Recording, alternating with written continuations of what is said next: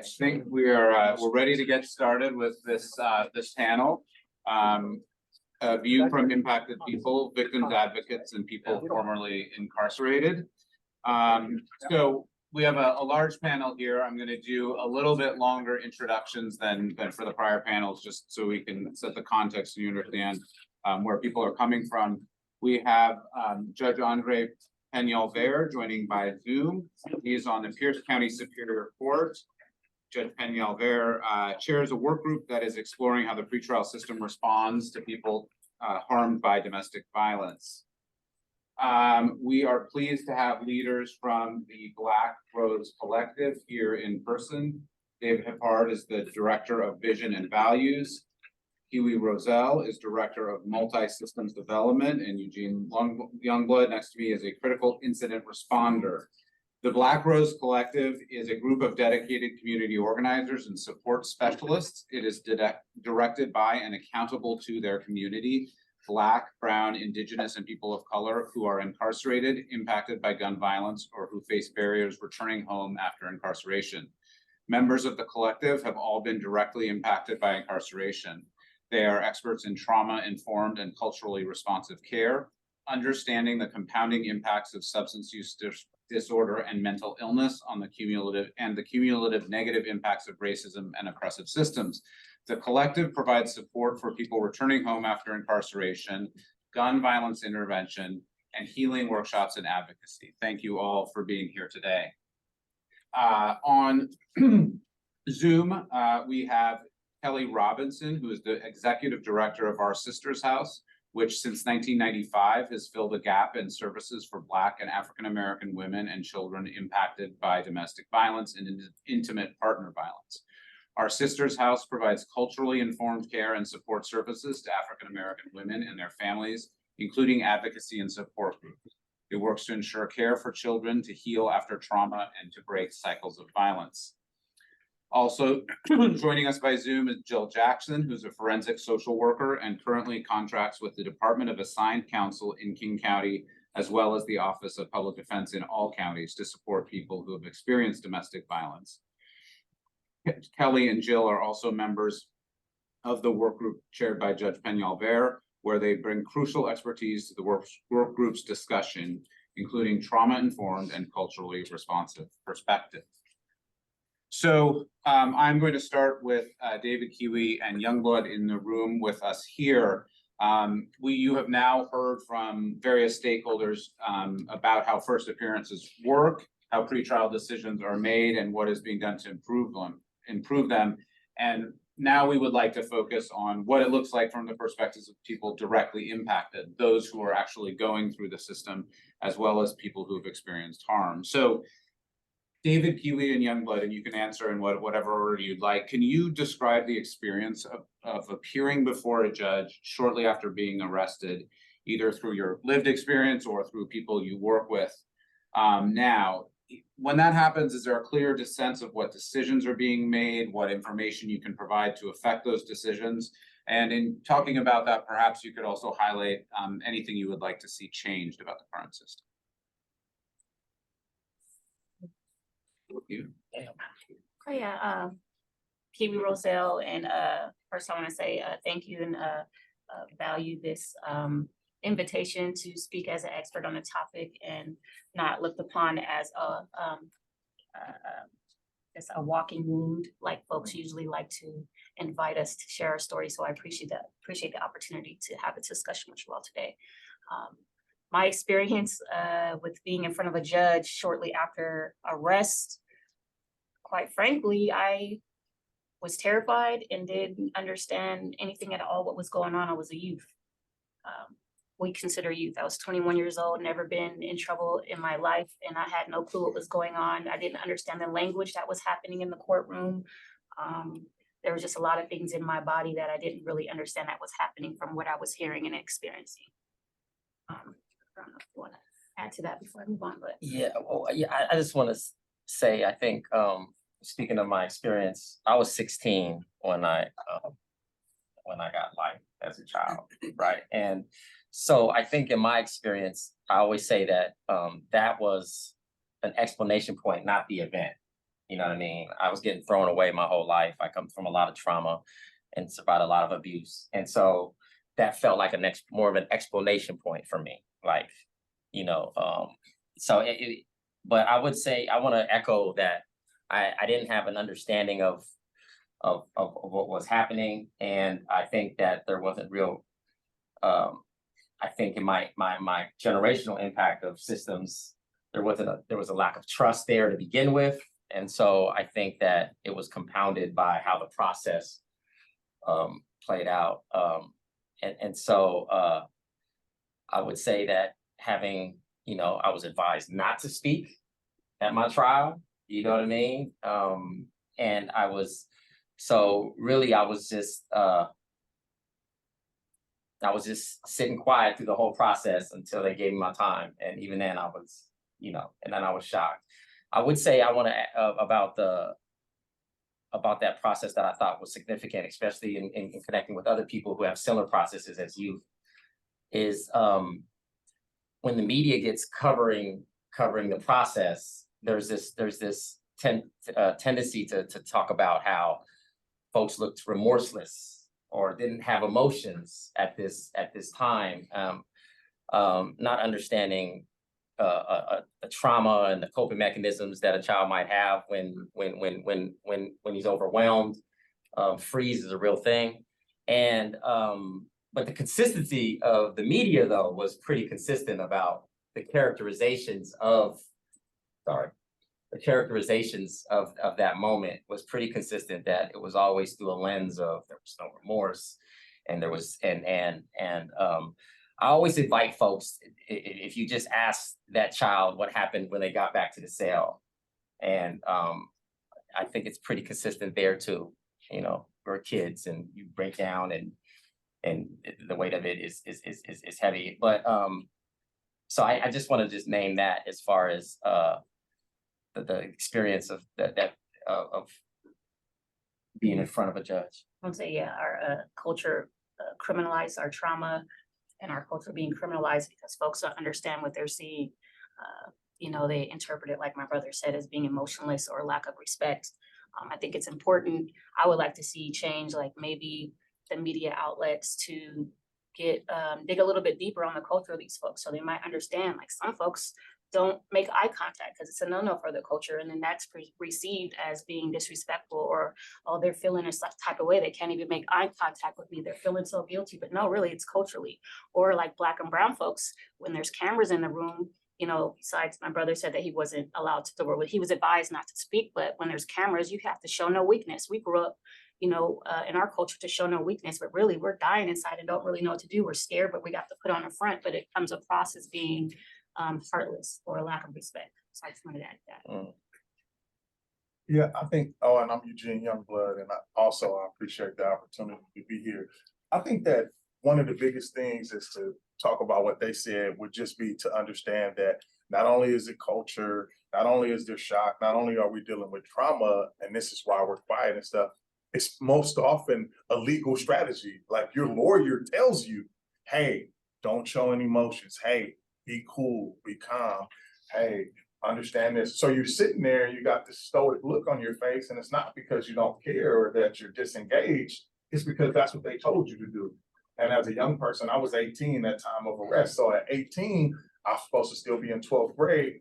I'm listening to what they're saying to me in terms of don't show no emotions or something. So sometimes I'm biting my lip, I'm holding my cheek, I'm keeping my head straight. When I want to feel sad or I want to feel upset or whatever it is I want to feel, I'm not expressing it. And that's why. And then again, that comes off like that. And the other thing I just want to say, when we walk in the courtroom, one of the things that's so disheartening, especially in marginalized communities, we call it the Bigfoot theory. And we call it the Bigfoot theory because in theory, in society that we live in the criminal justice system, it says that we're supposed to be innocent until proven guilty. But the reason we call it the Bigfoot theory is because everybody has heard of it, but nobody has ever seen it, right? We have never seen that.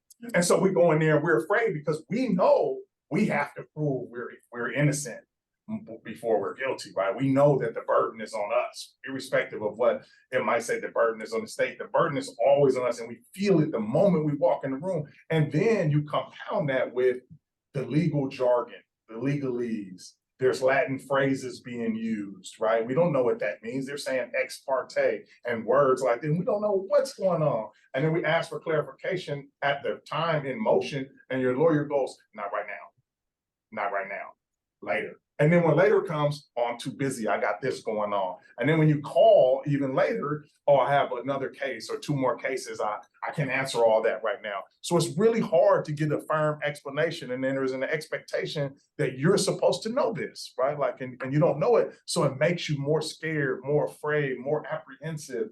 And so all of these things are playing through your mind, your body, and most of all, your heart. Thank you, all three.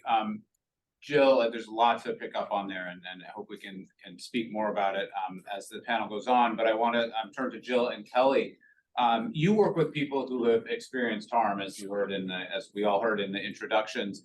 How do they feel about the decisions that are being made at the pretrial stage? Like, do they think their voices are being heard?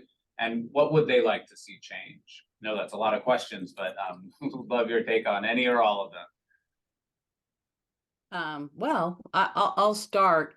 When I first started working with victims, it was in the child welfare system, but I really didn't start hearing all of the stories until I started working with Kelly at OSH as a legal advocate. We would get cases where people were involved in the legal system criminally and independency as well. And one of the things I kept hearing was, you know, they keep calling me a witness, a witness, a witness.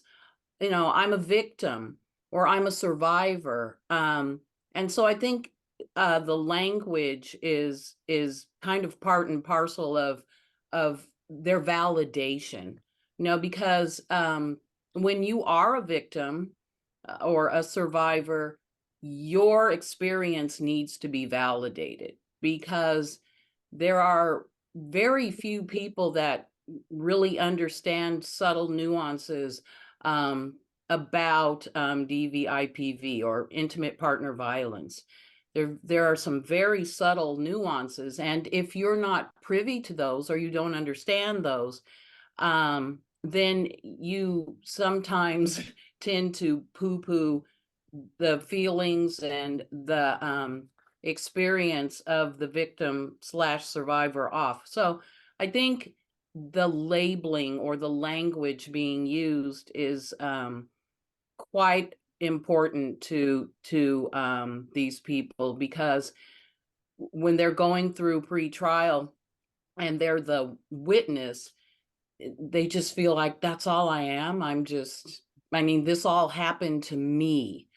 So it's difficult for them to kind of understand in all these legal terms and legal proceedings who they are and if their experience is really being validated, or did it get lost?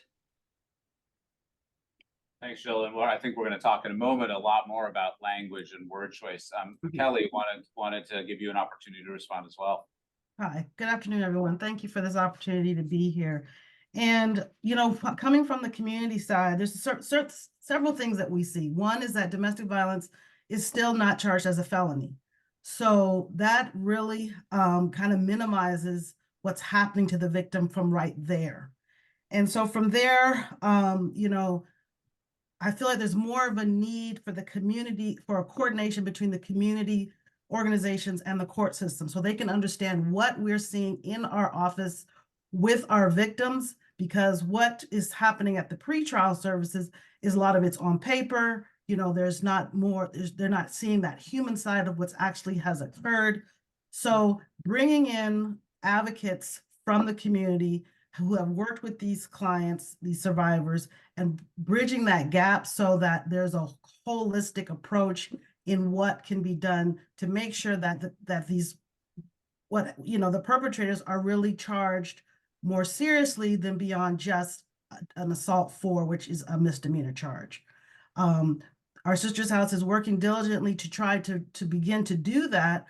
We've coordinated with pretrial services. We're working more hand in hand with, Judge Peñalver with this IPV work group, because there's legislation that's being passed that is illustrating that there is a need for perpetrators to have GPS monitoring, that there be a domestic violence high-risk assessment team that puts together a coordinated community response to make sure that victims are being heard, their voices are being heard, and their cases are being taken seriously, because DV-related homicides are up in Pierce County. We just had one the other day, and you just can't help but wonder if there had been this DVHRT in place, if there had been that coordinated community response, could that victim have been saved? Thank you. And as I mentioned, I wanted to pick up on what Jill raised about language, right? Because this is sometimes we reflexively adopt language, especially language that's used in courts, and it's maybe not inaccurate, but it certainly doesn't capture necessarily the whole person. And so I want to talk and start with you, David, about the labels and language that are used in the criminal legal system and often adopted by the media, like, you know, person charged or victim or person or, you know, defendant, for instance, and any other examples you would like to address, but just sort of how do you think the language impacts the perceptions of the people involved? No, absolutely. I think oppression lives through the language. You know what I mean? I think that's how it evolves through our language. That's how we hand it down. That's how we pass it down. And that's how it can keep showing up in all its different iterations, is because of the language. And so I just want to just highlight that piece. There was this there's this former prosecutor. I think he did an article with the Bear Institute, I think what it was. But he speaks about when he was a former prosecutor, how they taught him to not address them as a person, the name, but as a defendant. And he was told that if he did so, he would lose, right? Because the job of the defense attorney is to humanize the person and to use their name and stuff like that. And so I think that it kind of showcases the impact of language and the way that you frame things and how it can affect outcomes, and insert biases into a situation and a circumstance. I think that it's a difficult thing to unpack, because I think we love labels. We love them. We got titles. It's simpler. I mean, to not talk in labels would add 100, 200 more letters or words to your article, right? Like, you have to try to actually explain something instead of actually speaking to what it is. You be able to use the quick fix of a label. And so I think it's important. I think what's also important is, when we're talking about this work, is when we're talking about those who've been harmed and those who have caused harm. I think that I think it's a thin line, right? I am impacted and formerly incarcerated, and I don't know anybody in there, and I was there for 24 years. I don't know anybody in there that hasn't been impacted by harm, right? And I remember there was this interview with Brian Stevenson, and just to highlight, Brian Stevenson won the case that helped me get released because of juvenile brain science. And so I love Brian Stevenson, but more so than I love what he was able to do for me and my family, I love for his lens, right? I love the way that he does the work, that he approaches the work. And that way he was asked about, what about the victims? And he said, because he was supporting folks who are on death row. And he said, no, I care about the victims, but I care about all the victims, right? So I think that's important when we're talking about labels. What's the actual impact of those labels? And I think historically, if we're being honest, it's been disproportionate on the communities that get harmed from label and language and stuff like that. And so I would encourage that us center it on people first language, not separate ourselves from the impact. We could talk about how folks have showed up and how folks caused harm, right? We could talk about it, and we could talk about what that looks like. But I think to insert biases, especially at such an early part of the process where you're supposed to be innocent until proven guilty, could be very impactful and debilitating to the process. Thank you, Kiwi. He sold it up really well. Dang, no, I definitely agree. And I guess I could give it, an example for being a woman. I can't speak for all women, but I know, gotta take some notes. I know they call it double deviance. And so, when women deviate from the gendered ideal and they're accused of double deviance. And so once for the crime they're accused of, and once more for departing from the gender appropriate behavior. And, even for nonviolent offenses, women tend to be penalized more harshly in the system because of this ideal of who they're supposed to be. And media really covers that, I think, and it affects community. And so that's one of my highlights for that, to add to what my brother had to say. I know I can go more. I think that the women's experience and how they're portrayed in media and in the justice system can be a panel of its own. I don't think we have enough time to actually dive into that. So I do open that, for a future conversation or discussion if y'all are open, but yes, thank you. Thank you. Youngblood, anything to add there? Yeah, I just want to point out that there's the obvious language, right? Like murderer, victim, these type of things, right? But also we practice on using different language. We don't even use client. We don't even say caseload, right? And we use the person's name because we really want to be person-centered first, right? Like it really has to be person language first. And so often when you're doing things, when we're talking about resource, that's why one of the foundational pieces we stand on is that relationship is more important than resource. And we want to talk to people in that way. So we don't want to call people clients. We don't say we have a caseload. We say what their name is, right? And that's important as well, not only in this process, but in the process of helping folks reintegrate, right? It's also helping them understand too, let's move away from all of that kind of labeling language when we could just simply say the person's name, because what we want to do is continue to humanize people, and not only to allow the rest of society to see their humanity, but more importantly, to let them see their own humanity, like all of us to see our own humanity. So thank you for all of that. And speaking of people first language, one of the items in the packet that we distributed is a guide to using person first language in your reporting. I'm sure that all of our panelists here would have things to add to that, but I think it covers some of the basics at the very least.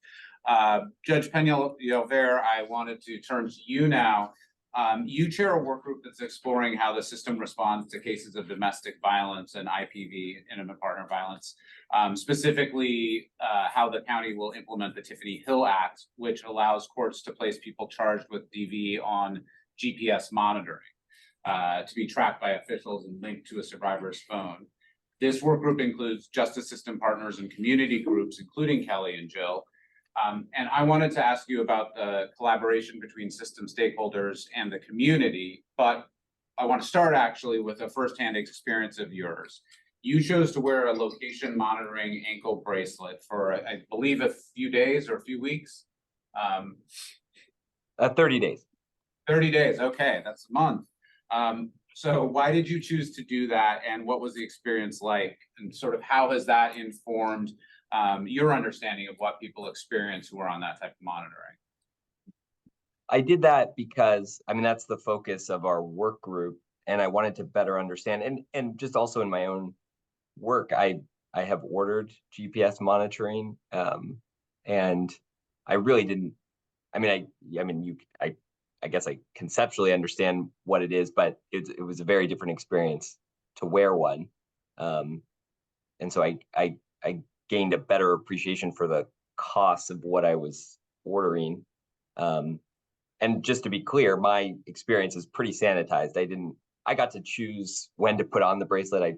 I put it on during one of my recesses so I could meet the woman who was gonna put it on my ankle. She also gave me the, which is very nice, but she gave me the tool to loosen it in case it got too tight or was uncomfortable. Obviously, we don't give those to anybody in the criminal justice system who's court ordered. I didn't have to pay for it. I went camping and wasn't able to charge it, and the battery died. That would have been a violation. I would have had to show up to court for that. I got to get it removed before an international trip I was taking because I didn't know how that would fly in the at the airport. So all those sort of things that that distinguish my experience from a real experience. David wore one, court ordered, so his experiences are going to be much more meaningful. I did it just to better understand it for my own purposes. There's also obviously the public sort of shame factor in wearing one. I have a distinct memory of jogging in the park where it's very hard to hide it, and a woman with her child, and she just with a sense of urgency was moving her child away from me as I moved through the park. So and I imagine anybody who's worn one for a period of time, and I did it for 30 days, but people do it for years. And I imagine they have experiences like that on a regular basis. Thank you, Judge. And one follow-up for you, just related to the work on the committee that you are working on with Kelly and Jill. What sort of insights have you gained from that work in working directly with community groups? And how do you think people in the criminal legal system, the system stakeholders, can collaborate with the community? Well, the work group and there are lots of work groups and task forces throughout the justice system at all different levels, all different avenues, and that's a really important resource we have as judges, because, as Jill mentioned, we have a very formalized structure in any sort of criminal case, and there are specific roles everyone is supposed to have. And if you don't fit one of those, if you're an advocate, for example, there's not really any obvious entry point into the case. And so the work groups and task forces that judges are involved with are a really important avenue for hearing from people outside of the case. One example, we have an advocate who focuses on the deaf community. And I did not know that the deaf community experiences domestic violence at about twice the rate of the general population. And so when we have things like phone notifications for the survivor, which is in the Tiffany Hill Act, they can download an app to be notified of any sort of violations with the electronic monitoring, and to be warned if the person being tracked is coming within a certain distance. That has to be accessible for somebody who's deaf, and not just generally, but particularly because the deaf community is going to be represented at a much higher rate in these cases. We also learned through our researchers who are part of our work group that 40% of our cases in Pierce County involve a domestic violence charge, which means that something like the Tiffany Hill Act can touch a huge percentage of our criminal cases if judges are ordering the electronic monitoring in every domestic violence case. So the other avenue that we've been exploring is some sort of assessment that's specific to domestic violence cases, so that we're not using we're not overusing it, we're not using it in every domestic violence case, but only in the ones that data shows are more where the stakes are higher. Thank you. That's a really interesting, and I think one thing I hear there is really focusing on what can be done to help people succeed and tailor services to what their needs really are. And I want to actually ask everyone on Zoom and here in the room about approaches and ways of thinking that can help people succeed, right? That framing of not necessarily ankle bracelet monitoring for failure, but promoting success. So I'll start with you, Jill and Kelly. What sort of community resources or supports or services are needed to help people who both have caused harm and those who have experienced harm?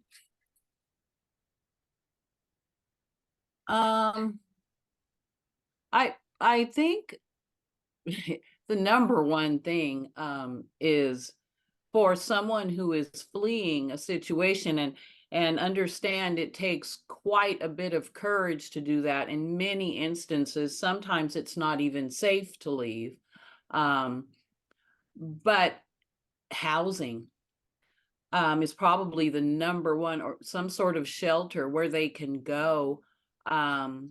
And a community, like Kelly was saying, a community support system, because when you first leave, you have to have somewhere to go. And if you don't, you're going to stay in that situation. And if you can't take what you love most with you, your children, or even your pets, pets are a huge deterrent to leaving. Most people don't know that, because a pet is a support system within the home that you share with your abuser. So if you can't leave with something and your loved ones, you're not going to leave. And so somewhere to go is paramount. I know a lot of the work we did when I was working with Kelly at OSH, and I know she continues to do, is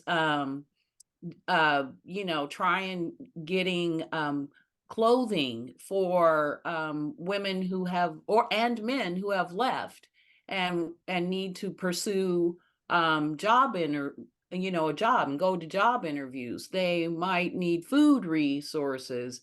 They may need daycare. They may need educational resources. But housing is number one, because if you don't have that, the likelihood of you leaving, if you don't have somewhere to go, and then transition to maybe a more permanent situation, you'll stay in that situation. And staying in that situation brings us to the issues we're discussing today, because part of that is leaving the situation. And I would, oh, sure, and I'll just add on to that what Jill's saying. One of the things that immediate things that we see that we need for our clients is motel stays for longer than 7 days. They need like at least 30 days to get stable, to get situated, to get them to safety. And then after that, once we've gotten our clients safe and stable, we start wanting to focus on the healing. The mental health has probably been destroyed. There's things that need to help our clients become whole again. So we focus on healing, we focus on sister time, we focus on building up our women through our culture, like using food and books and movies and just inspiring and motivational tools and skills to help for long-term success. Because a lot of times a lot of our clients will return, if not to that abuser, another abusive situation. So educating, making sure they understand what a healthy relationship is. We're looking at generations of trauma for a lot of our clients. This is a learned behavior. This is learned, accepted of how a relationship should be. So we're having to undo a lot of that thinking. So it's a process, and it's not a one-size-fits-all approach. So we really try to be inclusive in that, and making sure that we figure out exactly what the need is, and then begin helping to restore and heal from that approach. Yeah, I'll just add on to what Kelly said. Most of the work I do now is therapeutic, so it's mental health. But I find that probably goes hand in hand with just the more materialistic resource of housing, because Kelly's right. They have to heal. They have to understand their experience. Some of them don't even understand what they've gone through. And you have to take every person and their situation and their experience as a separate entity. And we're not just talking about women, we're talking about men as well. The rise of abuse by women toward men is escalating, and it's probably been that way for a long time, but because men tend not to report as much as women for obvious reasons, right? So that mental health portion is key, especially in criminal cases. I do a lot of work in dependency. But the work I do on criminal cases, these victims have just been shattered. Even if they have themselves, you know, they're the criminal, right? If they've shot someone or killed someone, they're shattered. They got to that point for some reason, right? And Because and of the trauma. I'm glad you sort of emphasized the overlap between victim and person accused, right? That's a Venn diagram with a lot of overlap. These aren't distinct categories. And so I imagine, you know, I would like to ask the same question to the folks here in the room, and I imagine there's going to be a lot of overlap, right, in terms of what is needed to support whether you are currently a victim or whether you're currently going through the system. But what would you all say is most needed around approaches to help people succeed pre-trial? And Kiwi, why don't I start with you on this one? Thank you. Kelly and Jill. I want to echo that we at Black Rose Collective, housing is number one, but we also believe in the healing work. And so we say people don't change, they heal. And we really truly believe that. You know, we try to dismantle oppressive systems and oppressive internalization of things, which shows up in space and shows up. Oh, sorry, I thought you were speaking. It shows up, so just breaking down what that means and healing, because if you don't have that healing, that housing that you're providing, it's going to be useless because they're not going to be able to stay in housing. They're not going to be able to hold the job that you give them if they don't have healing. They're not going to be able to get their children or keep them if they don't have this healing. And so let me pass to my brothers to see if they want to add on to that. So thank you. Absolutely. I think, and being in a unique position, right, of like we've had a situation where we actually supported folks on both sides, right?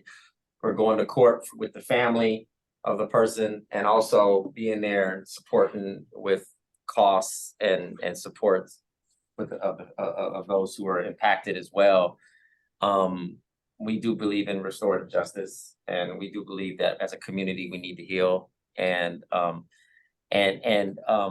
So the thing is how miraculous is how it is similar. What everybody need, you know what I'm saying, to be able to interject, huh? Absolutely, when folks are properly resourced. And so housing is always glaring. I think it's hard to I think it's like Maslow hierarchy of needs, right? When you don't have housing, it takes all the oxygen out of the room. It's hard to talk about much else when you don't have a safe place to lay your head and that type of sustainability.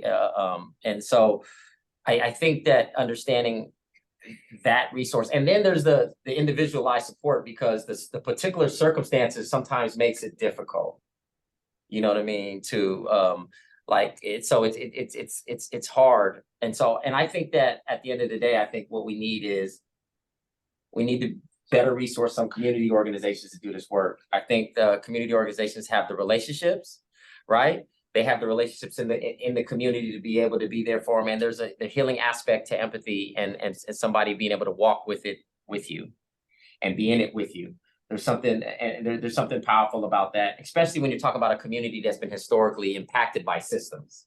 So I know folks are like, well, you could sign up for this and you could sign up for that, but they don't realize or understand the impacts that they've had growing up, being, you know, watching their family or their mother get dehumanized through a process. Yeah, it's a free resource, but it do cost something, their dignity, right? And so they might have a response to that in a way where having somebody who they know and who has the credibility and some levels of trust in could help support them and walk them through that process to get them connected to what's necessary and what's needed.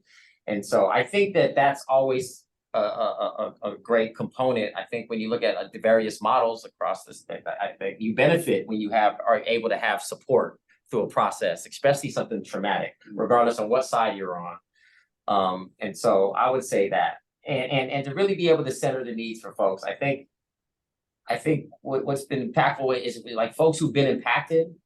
I think you hear a lot about them being introduced to a process just as long as what they want is in alignment with what the prosecutor wants.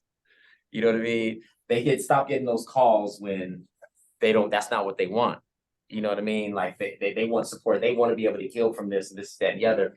Throwing away this somebody else's kid isn't going to help them do that. And so I think being able to center the voices of those who are impacted, and at the same time making sure everybody gets resourced and and healing journeys get supported and not get dynamics aren't created like us against them. Thank you. And before we turn to you, Youngblood, just two quick things. One, for those of you joining by Zoom, there is a survey that has been dropped in the chat, very, very brief, that we would ask you to just fill out to give us some feedback on this session. And we'll give that to you, those of you who are here in person. So Youngblood, I wanted to give you an opportunity to answer that question, but also because we only have a few minutes left, I wanted to add on to that question. Just what kinds of stories do you think merit coverage that aren't really covered now? What would you like to see more coverage of? And I asked that in part because of the question you asked at the end of the last session, which is like, what, and I hope you've heard some ideas here of what experiences often don't get elevated, but would love your take on that as well, Youngblood. Yeah, I think to go back to the original question, I think that when you talked about Jill and Kelly, and how the intersections of those who have committed crime or committed harm, and then those who have been harmed, and there's so much intersectionality, there's also intersectionality for us and what we do. So whether you're talking about Kelly or Jill, whether you're talking about us right here, I think it would be fair for us to say, and allow them to tell me if I'm wrong, but it would be fair for us to say that what we need at the center and the forefront is kindness, is love, is caring. And I think that what happens is the people who are involved in these things, irrespective of where you want to put them at in the dichotomy, right, whatever side they're on, they still need to have their humanity held and centered, right? And so it needs to be love, it needs to be care, there needs to be consideration to walk people through this very traumatic experience, this experience that is life-changing and life-altering, you know what I mean? Irrespective of what side you're on. And if we can continue to allow ourselves to see their humanity, what that'll do is that will allow them to see their own humanity. And we know that that's where the richness really happens, is because when people are able to see themselves in a different way and in the best light, they show up in the best way, and then they can deal with the circumstances of their life in a different way. And so one of the ways we try to talk about when we're talking about folks who are reintegrating specifically, we want to go from 0 to 100.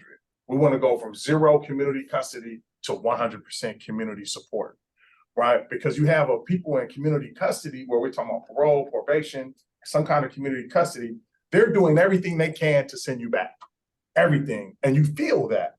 When you got community support, they're doing everything they can to keep you in community, and you feel that. So just understand how people walk through that much different. And I will just pass. Yeah, and so unfortunately we have hit the end of the time.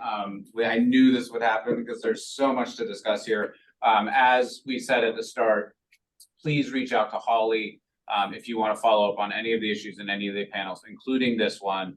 And if you have any follow-ups on anything you heard today, please reach out to Holly. So I want to thank our wonderful panel. I really appreciate you all taking the time to be here virtually and in person and sharing your experiences, and I think really giving us a perspective that is sorely needed. So thank you. And this concludes our time today in this session. Thank you all who joined us online. We really appreciate it and hope to hear from you and work with you in the future. Thank you.